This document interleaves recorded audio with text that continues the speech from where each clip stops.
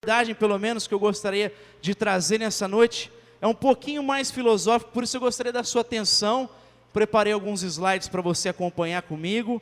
E também, se você olhar para o seu informativo, você tem um esboço da mensagem, pelo menos bem sintetizado aí, que vai facilitar para você.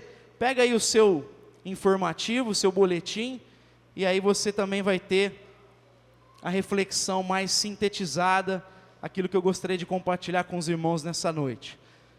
Gostaria de convidar você a abrir comigo então lá no livro de Salmo, capítulo 19. Salmo bem conhecido, Salmo 19.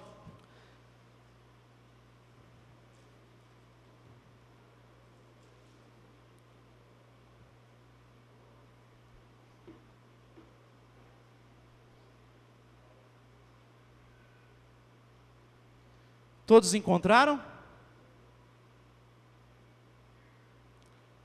Salmo 19 diz assim, Salmo de Davi: os céus declaram a glória de Deus, o firmamento proclama a obra das suas mãos.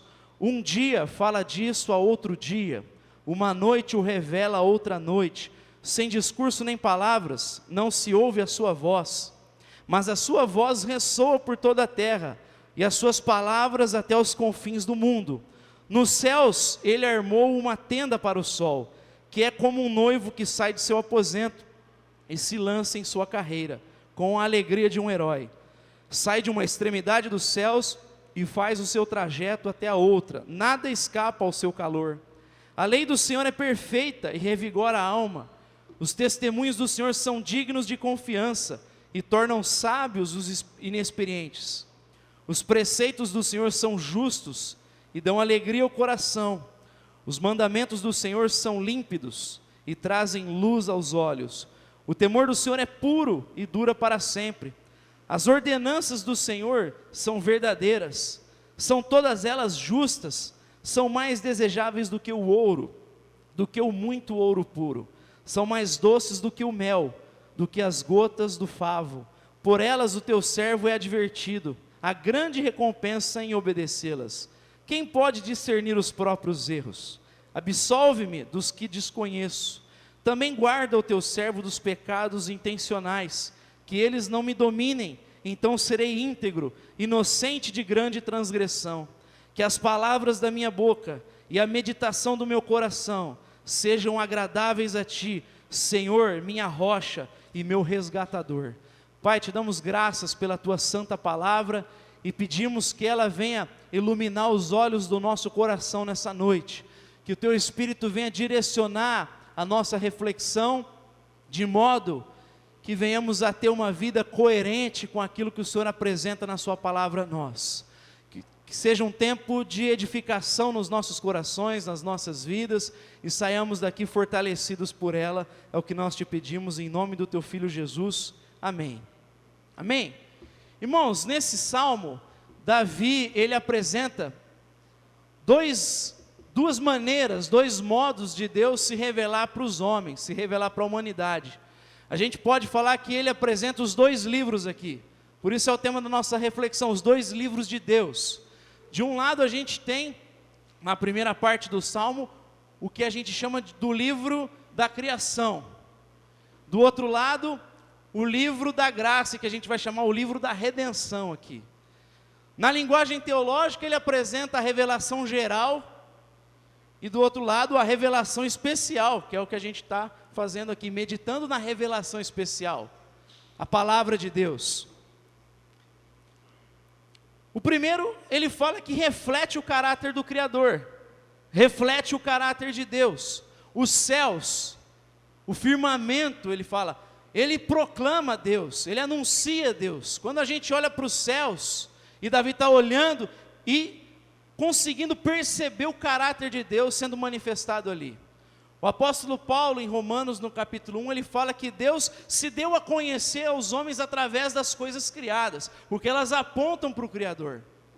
E ele começa então falando dos céus, da grandeza, e olhar para isso é olhar para a grandeza do Criador, é olhar para a majestade do Criador. E não só olhando para essa grandeza, olhando para as estrelas, para o sol, para a lua, E aliás, ele faz questão de registrar o sol aqui, porque no mundo antigo o sol era cultuado, era adorado, o Deus Sol. Davi faz questão de mostrar que o sol na verdade é criação, que o sol não é Deus, mas que o sol manifesta um Deus que está por trás dele. E olhando para os astros, ele consegue perceber a grandeza de um Deus. Ele consegue perceber que há um soberano por trás de tudo isso. Aliás, ele consegue inclusive reconhecer a pequenez humana. Ele registra no Salmo 8, olhando para tudo isso, o que é o homem, para que dele te lembres? Diante da grandeza de Deus, da criação, ele fala o que é o homem no meio disso tudo. E olha que desconhecia algumas coisas que nós conhecemos, descobertas de outras galáxias hoje. Se ele soubesse dessa grandeza, talvez ficaria mais chocado, mais perplexo ainda. Então ele começa a falar do caráter de Deus, primeiro falando da grandeza, olhando para o céu, para o firmamento. Mas olhando para a criação, a gente percebe também algo que fala sobre a imutabilidade de Deus e a transcendência de Deus. Fala do Deus que é imutável, quando nós olhamos para algumas leis que Ele estabeleceu na criação, e que mesmo com o pecado, essas leis ainda são inquebráveis.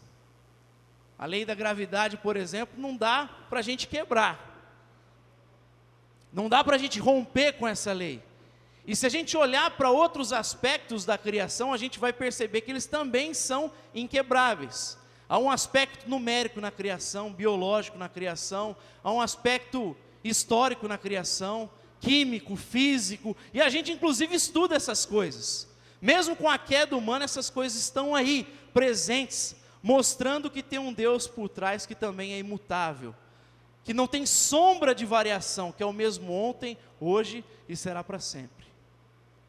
São leis que não dá para a gente apalpar, então apontam também para um aspecto transcendente, para um Deus que está por trás de todas essas coisas. Olhando para isso, a gente consegue também perceber sobre um Deus que sustenta a criação. Ele fala do sol, da noite, ele fala de uma ordem aí, de um ciclo. E o próprio Jesus vai dizer que ele faz o sol nascer sobre bons e maus, e a chuva cair sobre justos e injustos. Todos os dias a gente acorda e pode perceber que é um Deus sustentando a criação, sustentando o universo. Isso é graça de Deus, porque Paulo, pregando no Areópago, ele vai dizer o seguinte no capítulo 17 de Atos, que nós estamos em Deus, existimos em Deus e nos movemos em Deus. Se você está em Deus, se move, existe, e rompe com esse Deus, a gente deveria deixar de existir, você concorda comigo? Se a gente ainda está aqui respirando, é porque Deus, apesar do nosso pecado, continua sustentando o mundo que Ele criou, continua dando provisão, continua dando manutenção no mundo que Ele criou. Então, olhar para a criação, para esse ciclo, é também perceber um Deus provedor, um Deus que sustenta todas as coisas. E a gente ainda pode, olhando para esses aspectos, aliás, os cientistas cristãos, diferente da perspectiva naturalista, eles falam de um designer inteligente, eles levam a fé para a ciência, falando de um designer inteligente, que não é possível olhar para tudo isso, perceber cada detalhe da criação, cada beleza, essa ordem estabelecida, e não perceber uma inteligência por trás, um designer inteligente. É a linguagem que muitos cientistas descrevem, inclusive ateus têm se curvado a essa ideia de designer inteligente. Bom, tem um cristão cientista, que ele faz uma observação interessante, Adalto Lourenço, né? Claro que ela pode ser questionada, mas não deixa de ser interessante. Ele fala que Deus deixou a assinatura dele na criação, que a gente pode muito bem pensar o seguinte: olha, todas as religiões falam que tem um Deus aí que criou, mas ele fala assim, mas tem uma assinatura do Deus do cristianismo nisso. Ele fala, por exemplo, olha para as coisas da criação, o aspecto histórico, por exemplo, ele é composto de passado, presente e futuro, 3 em 1. Ele fala, olha para a questão do espaço, largura, altura, profundidade, 3 em 1. A base da matéria, os átomos, prótons, nêutron e elétron, 3 em 1. Estados básicos da matéria, sólido, líquido e gasoso. Cadê o Cabana que é músico? E a música? Ritmo, harmonia e melodia, 3 em 1. Ele fala, tem uma assinatura do Criador. E do Deus que os cristãos professam. O Deus triuno, que a gente mais crê do que explica isso com exatidão. A gente tem a informação que a revelação especial nos apresenta, mas ela fala do Deus Pai, do Deus Filho e do Deus Espírito Santo. Do Deus que são 3 pessoas em um só Deus. Ele vai dizer, é possível perceber essa assinatura de Deus olhando para a criação. Então ele começa anunciando na primeira parte desse salmo, o livro da criação, a revelação geral de Deus. Mas depois ele começa a falar do livro da redenção. Ele começa a falar do plano de Deus para a criação, do plano de Deus para o homem, do sentido que Deus dá para as coisas, porque Ele criou, mas olhar para o livro da criação, eu preciso olhar a partir do livro da redenção, porque o livro da redenção me dá o sentido do livro da criação.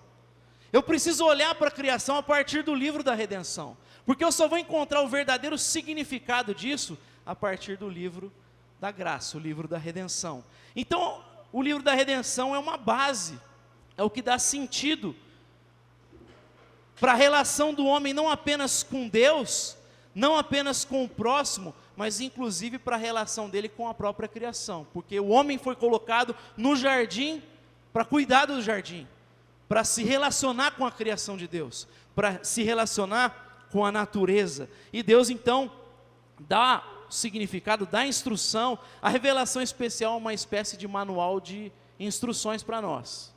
A gente precisa se pautar nela, se apoiar nela. Ela inclusive dá sentido para nós enquanto seres humanos. A gente percebe o propósito de sermos criados olhando para ela. E é por isso que Davi fala, a lei do Senhor é perfeita, revigora a alma. Os testemunhos do Senhor são dignos de confiança, tornam sábios os inexperientes. Os preceitos do Senhor são justos. Ele fala que os mandamentos são límpidos, cristalinos, que a palavra é pura, que a lei é verdadeira. Ou seja, o que a gente precisa saber para se relacionar com Deus, com o próximo e com a criação, Ele nos fornece na revelação especial, na palavra de Deus. E quando a gente olha para as culturas, para a humanidade no geral, a gente vai perceber que o ser humano sempre procura uma estrutura, digamos, ideológica, uma base para ele se relacionar com a criação, para ele desenvolver cultura. Essa necessidade está presente, uma necessidade da estrutura ou da base e também de sentido para a vida. Justo Gonzalez, um historiador, ele faz o seguinte comentário no seu livro Cultura e Evangelho. Voltando ao próprio termo cultura, notamos que sua raiz etimológica não o relaciona unicamente com o cultivo, mas também com o culto. Os romanos, de cujo idioma derivamos as palavras cultura e culto, estavam convencidos de que foi o deus Saturno que deu aos seus antepassados conhecimento da agricultura, do cultivo. Por isso, desde suas origens, os termos culto e cultura se mesclam e entrelaçam. O mesmo se aplica a toda cultura, por mais secular que pareça. Em toda cultura, 2 elementos andam juntos: as técnicas para dirigir o mundo, o cultivo, e o modo como se entende esse mundo, o culto.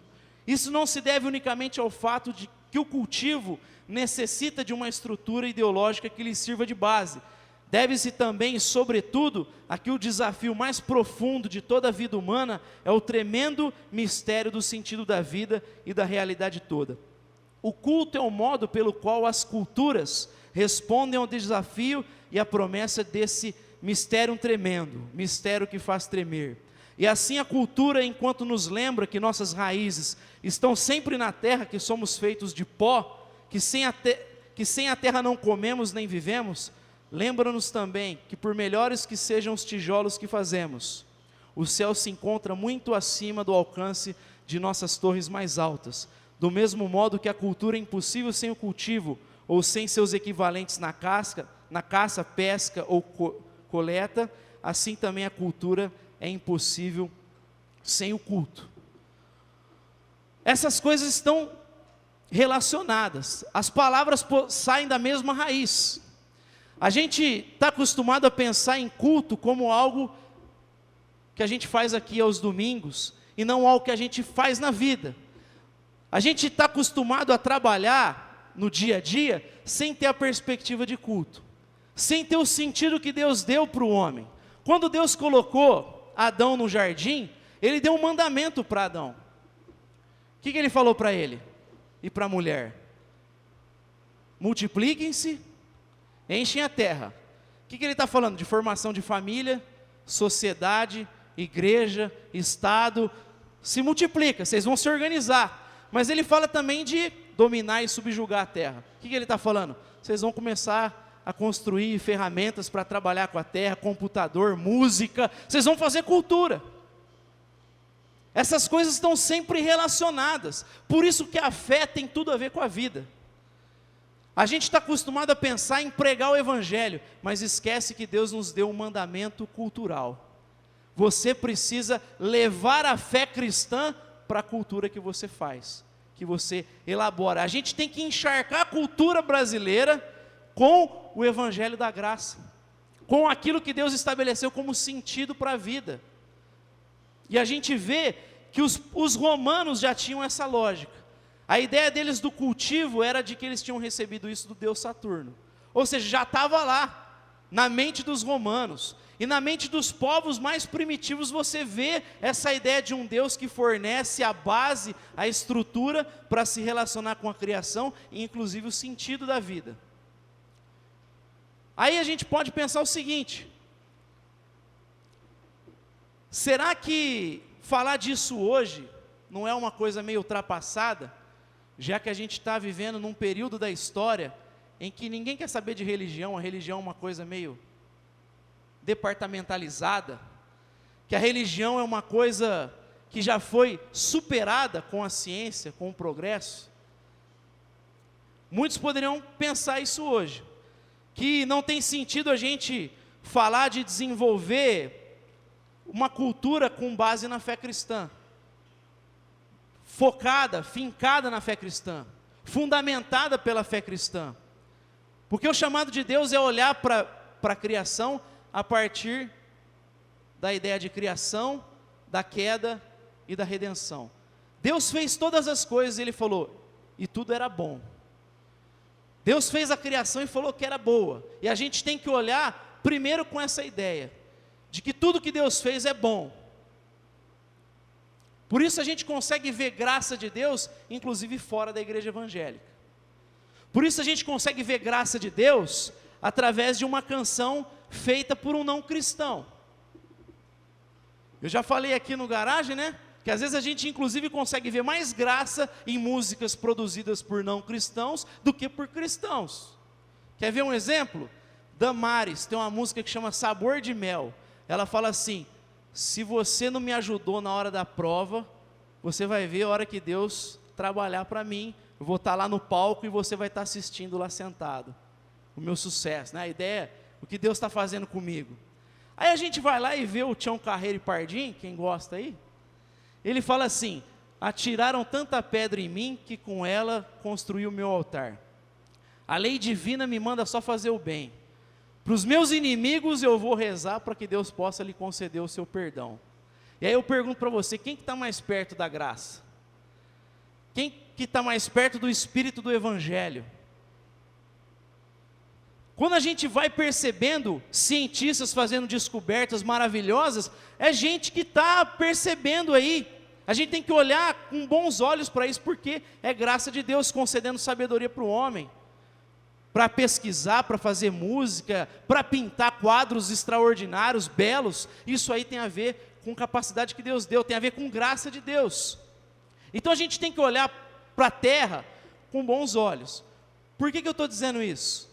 Porque é uma mentalidade antiga, que é grega, que olha a terra, a matéria, como algo ruim. A matéria é má em si mesma. E a alma é boa.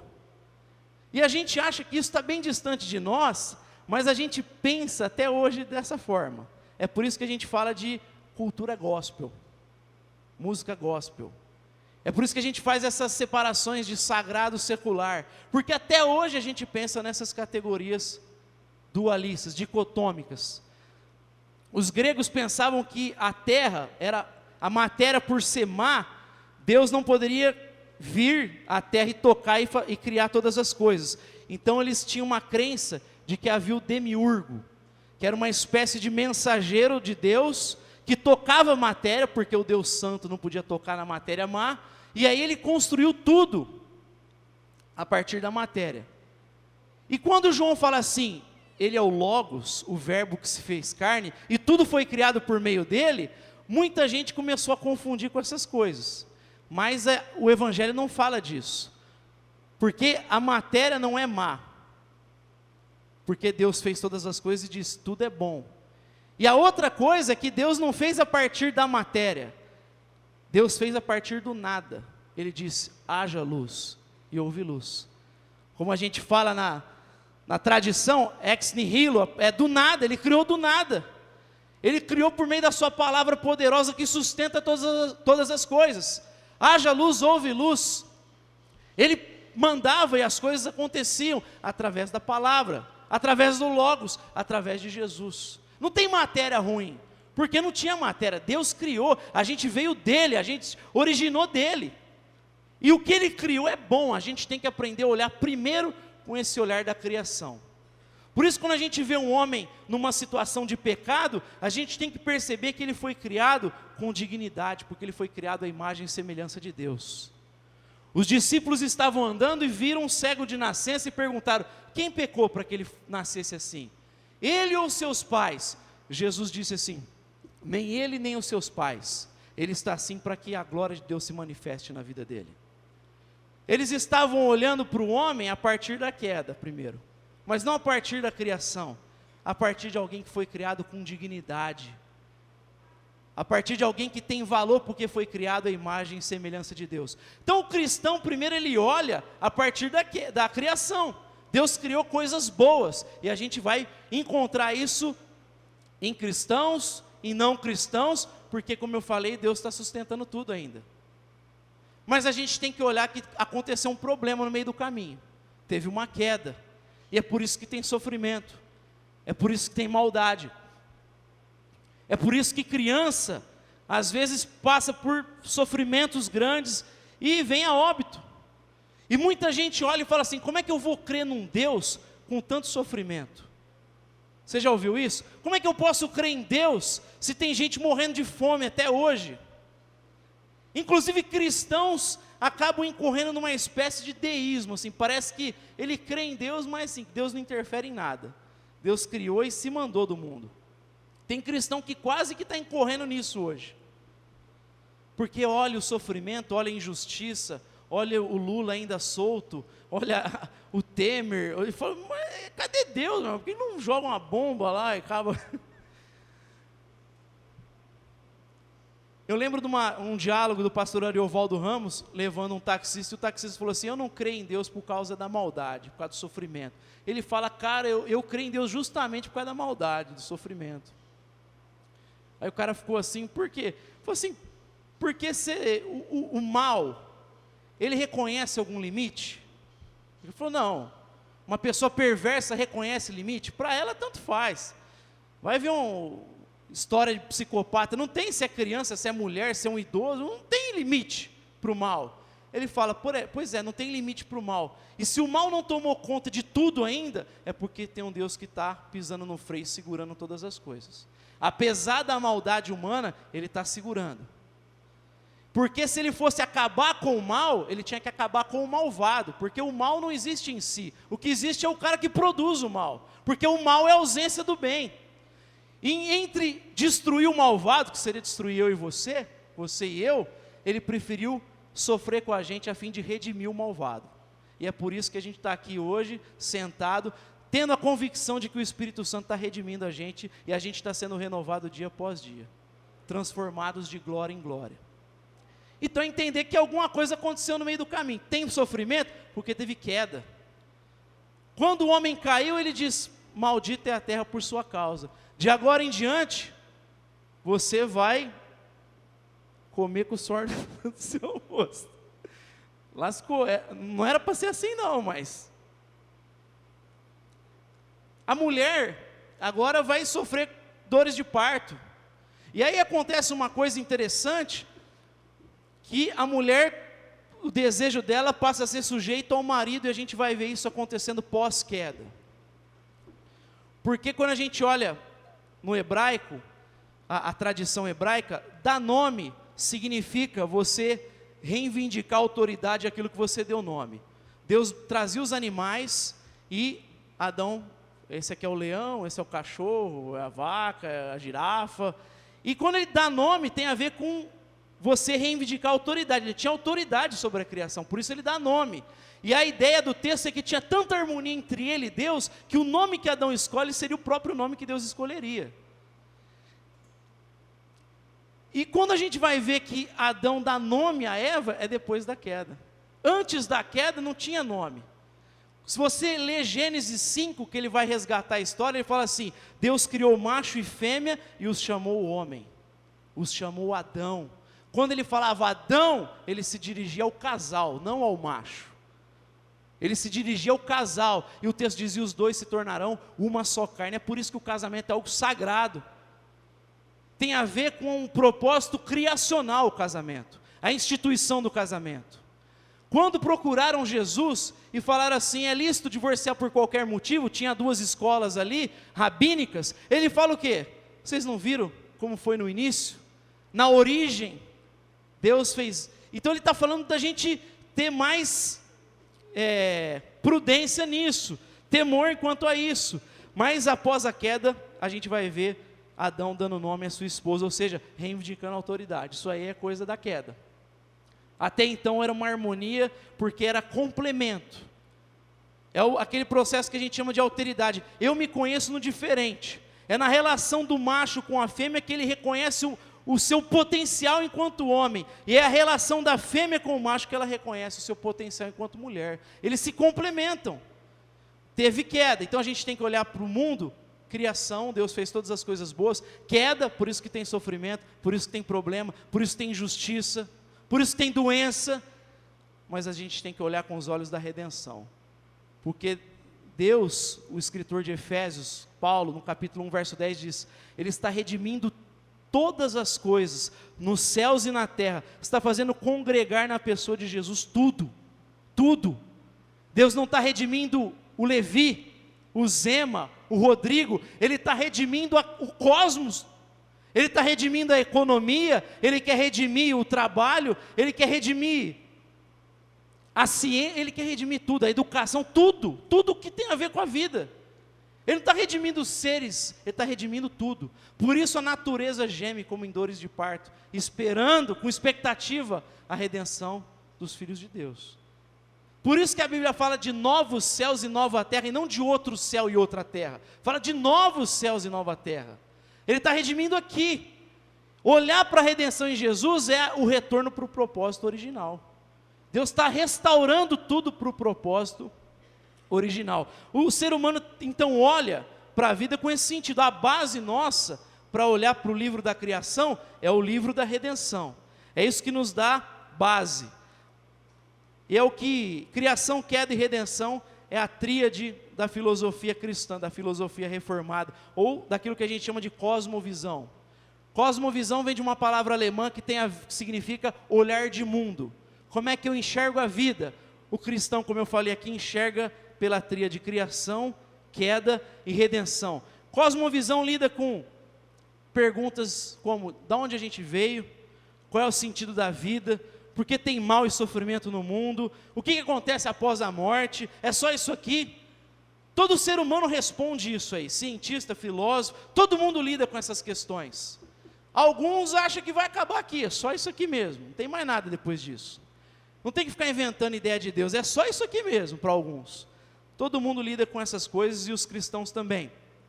Mas como eu disse, citando os romanos, a gente está num período que as pessoas podem falar o seguinte: olha, já passou essa ideia de Deus, a gente já superou isso aí. Agora o ser humano, ele foi iluminado pela ciência, foi iluminado pela razão. A gente está construindo um mundo novo, a gente superou essas crendices aí, a gente superou essa ideia de religião. A ciência consegue levar o homem ao progresso. E aí o segundo ponto que eu gostaria de refletir com os irmãos, que é a falácia da neutralidade religiosa no mundo moderno. Depois vocês vão entender por que eu estou falando isso. Como eu falei, a gente está vivendo um período da história em que o ser humano acha que superou o tempo do obscurantismo, da ignorância da religião. A modernidade é o período de superação da Idade Média, que alguns chamam de Idade das Trevas. É o período onde, como a igreja não deu conta de construir o mundo, de dar as respostas ao mundo, o ser humano, pela ciência agora, ele ia conseguir levar o mundo ao progresso. O que pautava a ideia de verdade no mundo antigo era Deus, entre aspas, era a igreja. O que a igreja falava era verdadeiro. Então todo mundo dava credibilidade para a igreja. A igreja falou, todo mundo aceitava, e se você questionasse, fogueira está aí. E aí, quando a ciência começa a provar algumas coisas, o ser humano começa a se distanciar dessa ideia, começa a separar essa ideia de fé, e a gente começa a se pautar na ciência. No início ainda os cientistas eram cristãos, eles não queriam deixar de lado o evangelho, mas com o passar do tempo, especialmente com o iluminismo, que é o período marcado pelo humanismo, pelos princípios da Revolução Francesa, o homem quer construir um mundo a partir da sua própria imagem e semelhança. Ele está pautado agora na razão, no racionalismo. O que dá a ideia de verdade agora é somente o que é provado pelo método científico, pelo método empírico. Se não passar aqui, é coisa sua e da sua subjetividade. Não traz para cá o que não passa pelo método científico. Verdade é só o que é medido, o que é testado, o que é aprovado pelo método científico. Então, assim, pelo método científico, a gente prova um monte de coisa. Prova que a cadeira é preta, né? A gente prova um monte de coisa. Agora, sim, é preta, né? Vocês concordam que a cadeira é preta, né? Ninguém? Estou sofrendo aqui daltônico. É verdade isso, então? Agora, eu te amo, Zema. É verdade? Você consegue provar? Tem coisas que fogem a esse método. Quando a ciência fez isso, ela descartou um monte de coisa que tinha a ver com a vida. Ela fez uma separação de fato e valor. A gente, na esfera pública, lida com fato. Valores é algo subjetivo. É algo que você vive na igreja de domingo, que você vive na sua casa, é algo que você não tem que trazer aqui para a escola. Não venha falar do seu Deus na escola, não venha falar do seu Deus no trabalho, não venha se basear nesse livro aí, porque isso aí é fé, isso aí é religião. Aqui a gente lida com a ciência, com a coisa do jeito que é mesmo. Agora, nisso há uma falácia, há um sério problema que começou no próprio campo científico. O que lhe dava nessa leitura científica era o apoio na ideia de física mecânica, né? Se você aplicar as leis da ciência, você consegue prever as coisas. Então, assim, se você jogar uma pedra, saber o peso da pedra, a força que você jogou, você consegue calcular e saber onde a pedra vai chegar, não é verdade? Você chutar uma pedra lá, você sabe onde vai parar. Agora, chuta um cachorro, você consegue prever a reação dele? Se ele vai correr, te avançar, se ele... Fugiu ao método. Não dá para prever tudo. Funciona num departamento. Isso começou a ruir na própria ideia da física, quando veio a física quântica, que começou a falar que a gente tem, na verdade, um olhar interpretativo e que não existem fatos brutos, que a gente não vê a coisa como ela é de fato, que a gente tem influências da cultura. Lá na escola a gente aprende lá os prótons, nêutrons e os elétrons, né? Que fica lá rodando.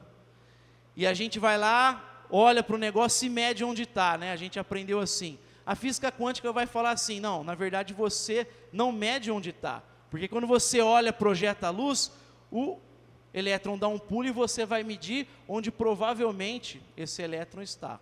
Você parte de uma fé, de uma crença para provar aquilo, ou seja, a fé não está descartada aí. Aí vem um outro sujeito, chamado Michael Polanyi, que fala desse coeficiente tácito. O que ele está querendo dizer com isso?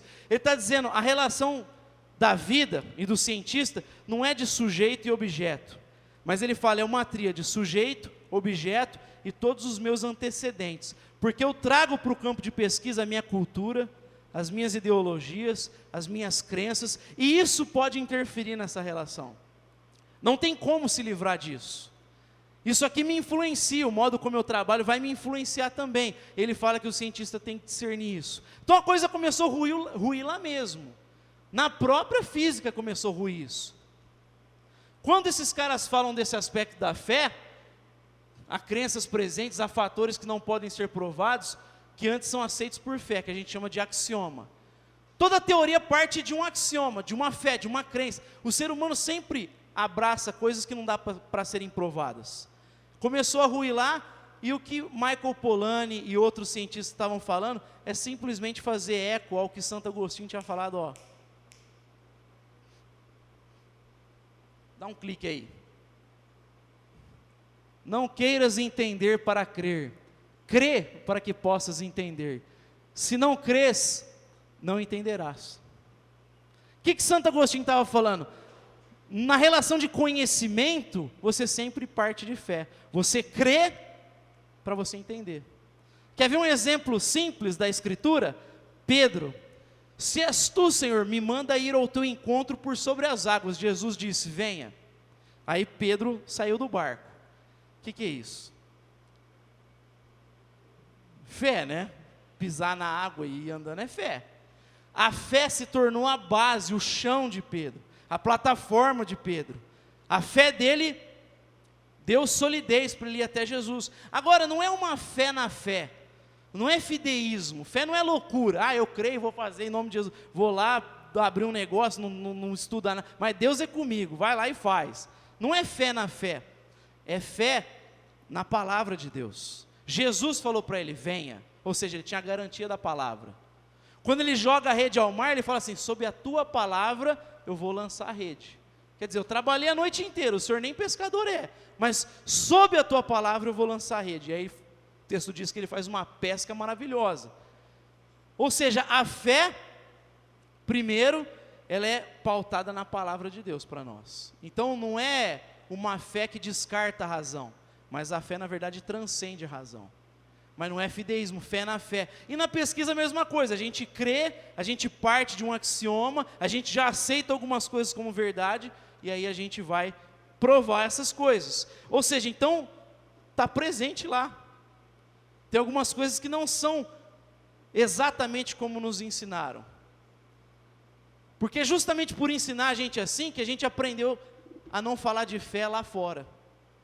A gente acha que lá é só assim. Quando tiver um tempinho, a gente prega para alguém no cantinho, sabe? A gente aprendeu a não levar a fé para a escola. Não tem que falar de Deus aqui, porque aqui não é espaço de Deus, aqui é espaço da ciência.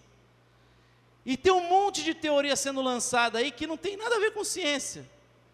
Tem a ver com fé. E a gente aceita, porque a gente acha que não tem que falar de fé do lado de fora. Agora, quando a gente olha para a perspectiva da nossa cosmovisão, a gente vai ver que isso é mais complicado ainda. O problema de falar que a ciência é neutra de religião. Na filosofia cristã, a gente parte da ideia de que o homem é um ser religioso. Calvino dizia, homos religiosos. O homem é religioso na sua essência. Eclesiastes 3:11 fala, Deus colocou a eternidade no coração do homem. Quando a gente fala de religião, não é na ideia de ritual e de dogma. É na ideia de que tudo aquilo que a gente vai construir, elaborar, a gente sempre tem que partir de alguma coisa. A gente sempre estabelece alguma coisa como autoexistente, como algo sólido, concreto. Os materialistas partem do quê? Da matéria. A base deles é a matéria. Só existe o que está aí. A gente veio da matéria, os gregos.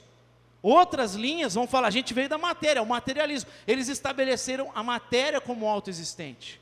Outros vão falar da razão, a gente vai ver daqui a pouquinho. Mas a gente sabe que a origem de todas as coisas é Deus. Quando eu não vou em Deus, quando eu vou em outra coisa, quando eu começo de outra coisa que não é Deus, que não é Cristo, quando eu não estabeleço Jesus como o arqué, a origem e o doador de sentido para a vida, eu vou correr num perigo que eu vou descrever agora, que é o terceiro e último ponto nosso, que é o perigo da idolatria. Tem muito cristão que está vivendo em idolatria e nem se dá conta disso. Porque a gente aprendeu a pensar que idolatria é se curvar diante de um pedaço de pau, de madeira, de gesso. E a gente fala, isso aí é idolatria. Idolatria, na perspectiva bíblica, é você estabelecer alguma coisa como autoexistente que não seja Deus. Como eu falei, os materialistas estabeleceram a matéria, tudo veio de lá. A gente explica todas as coisas por lá. E aí eles incorrem naquilo que Paulo vai dizer, né? Se a vida só se resume nisso aqui, comamos e bebamos, porque amanhã morreremos. Se não tem nada além da matéria, então vamos curtir a vida doidado. Vamos viver doidado e curtir os prazeres, porque só é isso aqui só. Alguns vão falar assim, não, vamos tentar achar algum sentido aqui nisso aqui. Mas se eu coloco a matéria como arqué, como origem, eu estou incorrendo em idolatria. Tem muito cristão que fala de Deus, fala de Jesus, mas lá fora abraça a filosofia que está pautada no materialismo. Ou num racionalismo, como eu já falei um pouco aqui. É o Descartes, né? Quando ele fala penso, logo existo, ele está falando, o que ele está dizendo? Olha, o que é real de fato? Como é que eu sei que eu não estou vivendo numa Matrix, num negócio? Como é que eu tenho certeza disso? Aí ele fala assim, eu tenho que duvidar de tudo, mas a única coisa que eu não posso duvidar é da dúvida, eu não posso duvidar que eu estou tendo dúvida. Então ele fala, então o pensamento é concreto, por isso penso, logo existo. Embora ele fosse católico, piedoso, mas ele parte da ideia do pensamento, e o pessoal vai pegar isso e pautar o racionalismo. Tudo que fugiu daqui, a gente descarta. Só isso aqui é concreto, então a gente vai descartando. Então não tem sentido eu falar de amor, de valores. Não tem sentido eu falar de moral. Na escola, eu tenho falado isso para os jovens aqui no garagem, a gente aprende essas coisas, né? Moral é tudo uma questão relativa. Os esquimós, por exemplo, eles oferecem a esposa deles para você como um sinal de acolhimento. Aí eles falam assim, tá vendo? A moral difere de uma cultura para outra, né, Bruno? Essa historinha do esquimó é toda manjada. Aí ele falou, meu professor falou dessa história. Eu falei, fala para ele se ele já, ao invés de ver as diferenças, se ele já procurou ver as semelhanças. Aí eu falei, fala para ele ler A Abolição do Homem, do C.S. Lewis, que ele faz uma comparação entre várias culturas e começa a ver que tem muito mais semelhança do que diferença. Tem muito mais ideia de certo e errado no ser humano. Então não dá para descartar, não é uma questão relativista. De onde vem esse relativismo? Da gente colocar outra coisa como autoexistente. A história. É a filosofia mais presente no nosso mundo. O historicismo. A gente está vendo essas batalhas na educação, na ciência, essas bandeiras do PT, do PSOL, tudo baseado num conceito historicista. Tudo baseado numa ideia de relatividade, de relativismo ético. De onde está vindo essas crises? De uma visão historicista. O homem constrói a verdade. O homem constrói a si mesmo. Então, tudo que existe de certo e errado foi construído em determinadas culturas, em determinados contextos. Não é uma coisa que estabeleceu, que é universal. O historicismo, ele fala assim, não dá para a gente ter uma visão plena, como a ciência tentava antes. Ele fala, a gente tem que olhar então só os particulares. A gente tem que olhar apenas para aquilo que o ser humano foi construindo. Então, para eles, a verdade é uma coisa que é construída. A gente pode construir no Brasil uma ideia de verdade, os americanos constroem outra aqui, e a gente não tem o direito de questionar nada, porque a verdade é relativa. A gente está vivendo esse período, marcado pelo historicismo. Colocaram a história como doadora de sentido para tudo. O problema não é você pensar racionalmente, não é usar a física para medir, não é isso, não é ter um olhar histórico. A igreja tem uma dimensão histórica, o problema é usar um aspecto da realidade para querer ler a realidade inteira. Esse é o problema. É por isso que quando você pega a física mecânica e tenta aplicar na dimensão que eu falei, não dá certo, porque ela tem que ser vista na esfera dela. Não dá para eu pegar a história e querer ler tudo, porque ela não dá conta. E toda vez que a gente faz isso, a gente incorre em idolatria. E a gente nem se dá conta dessas coisas. A gente nem se dá conta que está ensinando para os nossos filhos isso. Ó, filho, não é bem assim. E a gente tem vergonha de falar do cristianismo, porque parece que a gente vai ser lido como fanático. Parece que a gente vai ser lido como fanático. Tudo bem que tem uns fanáticos aí mesmo, né, uns doidos.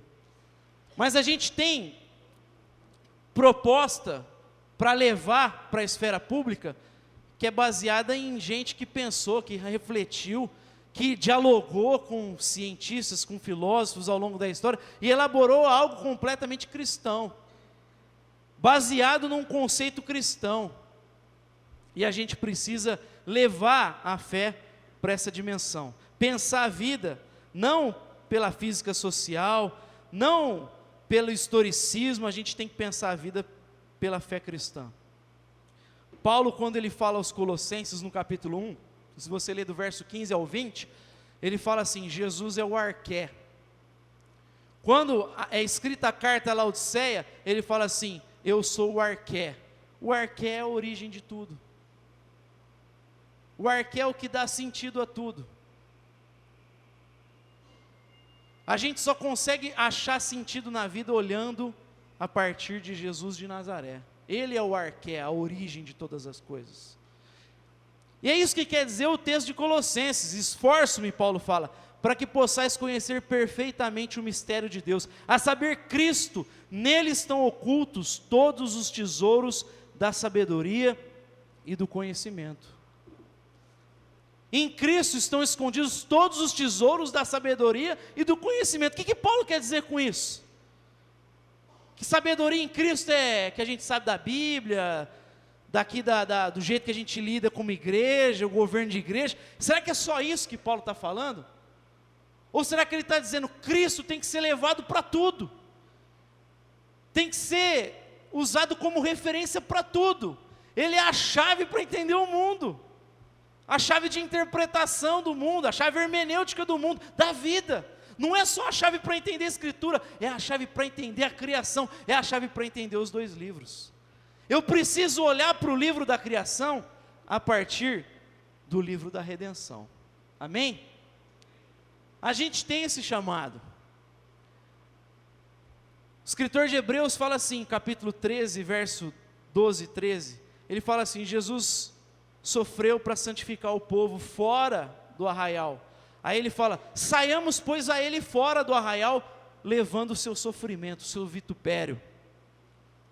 Naquele contexto, ele estava incentivando os cristãos a romperem com o judaísmo, com aquela mentalidade religiosa, legalista. Ele fala: sai, a religião tem que sair daí. Cristo tem a ver com a vida, tem a ver com tudo, não tem a ver com essa pequena esfera que vocês estão fazendo. Hoje, nos nossos dias, a gente precisa ser exortado por isso também. Sair fora da redoma que foi imposta a nós. Sair fora dessa prisão que colocaram sobre os cristãos. Eles dizem assim: você pode viver a sua fé tranquilo aí, só não venha basear as coisas na verdade da palavra, do evangelho. Não vem falar disso. Isso não serve para cá, só serve para esse departamento aí, para essa lacuna, para essa esfera pequena. Por isso tem cristão com crise hoje.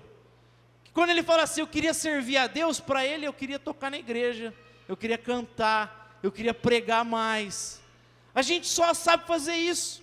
Quando a gente fala assim: vamos levar a fé para o ambiente de trabalho, a gente vai lá e ora, faz reunião de oração e de estudo bíblico. A gente acha que levar a fé para lá é a gente, de vez em quando, uma hora do serviço, vamos orar todo mundo, e a gente pregar. Uma bênção, não tem nada contra isso. Mas não é isso que a Escritura está falando. A Escritura fala para você trabalhar com base no livro da redenção. Lutero e Calvino tentaram romper com o que o catolicismo estava fazendo. O catolicismo estabeleceu uma ideia de que os padres, as freiras, o clero, ele estava numa categoria acima do povo. Então a sua profissão, a profissão de alguém que não fosse padre, não fosse freira, era algo inferiorizado, secundário. E aí Lutero vem romper com isso, Calvino rompe com isso. Eles falam assim, não, tudo tem que ser feito para a glória de Deus. Por isso que o sapateiro falou para Lutero, como é que eu posso servir a Deus sendo sapateiro? Ele fala, faça o melhor sapato que você puder e venda por um preço justo, e você vai estar glorificando a Deus aí. Eles vêm trazer o conceito de vocação, porque os caras foram ensinados que aqui eu vivo a minha vida no dia a dia, e de domingo é religioso. A gente não aprendeu a trazer a fé para tudo. Mas como eu falei, os cientistas estão levando, baseado no historicismo, levando baseado na... Porque se fosse exato como eles falam, eu pergunto para você, por que não tem unanimidade entre os cientistas? Por que cada hora tem uma teoria diferente, parece uma babel, uma bagunça? Se fosse puro mesmo, todo mundo estava falando a mesma coisa. Quando a gente vai lá fora, você vai ver que tem um monte de corrente. Não sei quantos fizeram universidade aqui, estudaram alguma coisa. Você vai ver um monte de linha, cada uma pautada numa coisa. Esses dias eu mandei um lá para a Carol, né, na pedagogia. Você vai ver um monte de escola, um monte de abordagem, porque cada uma está se pautando numa ideia, numa corrente. E os cientistas aí batem cabeça e falam, não, a gente tem o conhecimento exato. Que exato? Que exato? E a gente está vendo, vez por outra, o pessoal levando fé. Hoje a gente está vivendo a discordância. Será que o cara nasce mesmo? Mesmo que é cromossomo X e Y, e não dá para negar isso? É uma questão biótica, biológica. Os caras, não, mas tem um elemento aqui, e aí tenta ler o ser humano a partir de uma abordagem psicológica, e a gente quer negar o que Deus estabeleceu, e não dá para refutar. É uma questão biótica. Você nasce lá, é cromossomo X e Y, não tem jeito de negar isso. Mas a gente está vivendo o período do historicismo, a gente constrói. O ser humano é uma construção social. A gente está vendo isso acontecer, e está aqui, eu não vou falar do Evangelho. Porque é fé. Mas o pessoal está bombardeando a sociedade com fé, com teoria que parte de pressuposto religioso. E a gente não quer levar a nossa. A gente é muito bom em cumprir a grande comissão. A gente está pregando o Evangelho, a igreja evangélica, ela prega muito o Evangelho. A igreja pentecostal no Brasil, especialmente a Assembleia de Deus, é a igreja que mais prega o Evangelho. Eu te pergunto, qual é a relevância que a gente tem no Brasil? A gente prega o Evangelho, mas a gente está negligenciando o mandato cultural. Não adianta eu ficar pregando e falar, Jesus te salvou, aceita, legal, se eu não vencer a questão no conceito de cosmovisão. Porque aí os caras vão para lá, houve um monte de ladainha e não estão preparados nem para responder aquilo. E muitos acabam sendo absorvidos por essas correntes. Tem muitos jovens que são criados na igreja, bem simplesmente, ouve um monte de coisa lá, mas na hora que vai lidar com o professor, ele não sabe ter argumento, porque a gente não aprendeu a dar argumento, não aprendeu a dar ferramenta para os filhos. Tem um monte de filho, de cristão, que abandona a fé, porque a hora que chega lá, ouve as coisas, fala assim, ou meu pai e minha mãe são um pouco ignorantes, ou eles me esconderam a verdade, são meio beatos, são meio radicais, e aí ele vai cedendo para essas coisas. Irmãos, chegou o momento da igreja começar a ter um teor um pouco mais profundo. Jesus diz assim, amarás o Senhor teu Deus de todo o teu coração, com toda a tua alma, com todas as tuas forças e com todo o teu entendimento. Ou seja, amar a Deus com entendimento exige pensar, exige ler, exige estudar, exige pedir graça de Deus para abrir a nossa mente, porque se a gente negar isso aqui, a gente vai colher um preço sério lá fora. E o escritor de Hebreus está falando, saiamos até ele fora do arraial, levando o seu vitupério, o seu sofrimento. Anuncia fé lá fora, mas com coragem, com inteligência, com sabedoria, mas espera que você vai ser perseguido também. A gente vai sofrer também. Não dá para negar essa questão. Imitar Jesus é também partilhar dos seus sofrimentos. Chegou o momento dos cristãos começarem a ter coragem de anunciar a fé. Se você crê que Jesus Cristo é o Senhor, você crê nisso? Crê nisso? Se Jesus Cristo é o Senhor, se a verdade de Deus é absoluta, então ela tem que alcançar tudo, todas as esferas da vida. Abraham Kuyper, ele vai falar disso. Antes dessa frase ele diz assim, não há um centímetro quadrado, um milímetro de toda a existência que Cristo não proclame, isso me pertence, isso é meu. Não há um espaço que Jesus fala assim, isso aqui não é de mim, não, é meu, eu sou o Criador, eu sou o Logos, tudo que existe foi feito por minha causa, nada do que existe teria sido feito se não fosse por mim. Se Ele criou, Ele dá sentido a tudo, e a gente tem que falar, como C.S. Lewis diz, que Jesus veio disfarçado, e Ele veio nos convidar para uma campanha de sabotagem nesse mundo, a gente reconquistar fronteiras, territórios por Jesus, tem a ver com isso, e fazer isso é sofrer. Abraham Kuyper diz assim, o misticismo é doce, e as obras cristãs são preciosas, mas a semente da igreja, tanto no nascimento do cristianismo, como na época da reforma, foi o sangue dos mártires, e nossos santos mártires não derramaram seu sangue pelo misticismo, nem por projetos filantrópicos, mas por causa de convicções que dizem respeito à aceitação da verdade e à rejeição do erro. Sabe por que mataram Pedro, Tiago, João, Policarpo? Sabe por que mataram? Porque eles falaram, nós temos a verdade. Não é porque eles anunciaram mais uma verdade. Se eles falassem para os romanos, a gente veio falar de outra verdade, aí tem um outro Jesus, joga no balaio, no pacote, nunca ia ser, eles não seriam mortos, era mais um para o panteão. O problema dos cristãos é que eles falaram assim, nós viemos anunciar o verdadeiro Deus, nós viemos falar do Deus Todo-Poderoso, Criador dos céus e da terra, e se Ele é verdadeiro, tudo isso aí é falso. Ser cristão é falar assim, isso aqui é verdadeiro, isso aí é falso. O ser humano sempre pensou através da ideia de antítese. Não tem como você afirmar duas coisas diferentes e elas serem corretas, serem verdadeiras. O contrário da verdade é o erro, é o falso. Não existe duas verdades, só existe uma verdade. O historicismo tenta convencer a gente que existem meias verdades, tem um monte de verdade, só existe uma verdade e é o Senhor Jesus Cristo que dá sentido a tudo, e a gente tem que ser corajoso para anunciar isso hoje, amém? Vamos ficar de pé para a gente ter uma palavra de oração.